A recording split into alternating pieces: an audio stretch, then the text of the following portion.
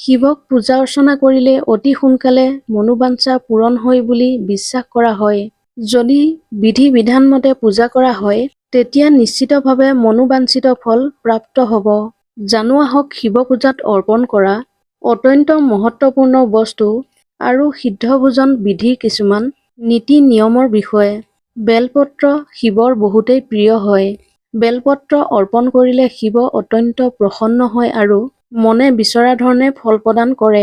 কিন্তু শিৱ পুৰাণৰ মতে ভগৱান শিৱক অৰ্পণ কৰিবৰ বাবে বেলপাত ছিঙাৰ আগতে এটা বিশেষ মন্ত্ৰ উচ্চাৰণ কৰি বেল বৃক্ষজোপাক শ্ৰদ্ধাপূৰ্বকভাৱে প্ৰণাম কৰিব লাগে।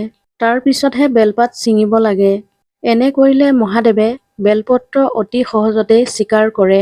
সদায় ধ্যান ৰাখিব যে চতুৰ্থী, অষ্টমী, নৱমী, চতুৰ্দশী আৰু অমাৱস্যা তিথিত, সংক্ৰান্তিৰ সময়ত আৰু সোমবাৰে কেতিয়াও বেলপাত নিছিঙিব।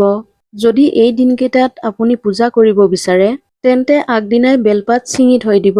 তাৰোপৰি বেলপাত, ধতুৰা যেনেদৰে গজে তেনেদৰে ভগৱানক অৰ্পণ কৰিব লাগে।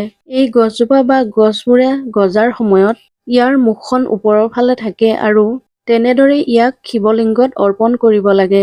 ভগৱান ভোলানাথৰ বেলপাতৰ বাহিৰেও প্ৰিয় পাত হৈছে ভাংগছৰ পাত বা ভাঙৰ চৰ্বত।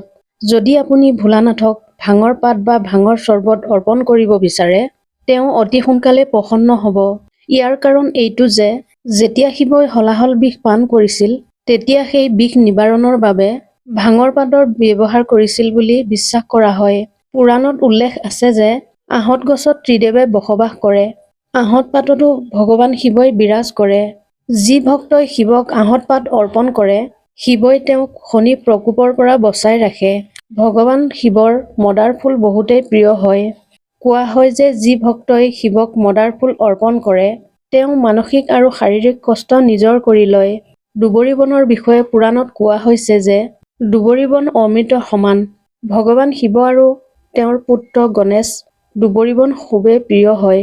ভগৱান শিৱক দুবৰি বন অৰ্পণ কৰিলে অকাল মৃত্যুৰ ভয় দূৰ হয়।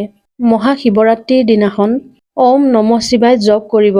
ওম নমঃ শিৱায় মহাশিৱৰাত্ৰিত জপ কৰিবৰ কাৰণে আটাইতকৈ সঠিক মন্ত্ৰ হয়। এই মন্ত্ৰই আপোনাৰ শক্তি তুৰন্তে বৃদ্ধি কৰিব পাৰে। এই মন্ত্ৰফাঁকি বিশ্ব ব্ৰহ্মাণ্ডৰ ধ্বনি শুনি কৰা হৈছে। ইয়াৰ অৰ্থ হ'ল শান্তি আৰু প্ৰেম।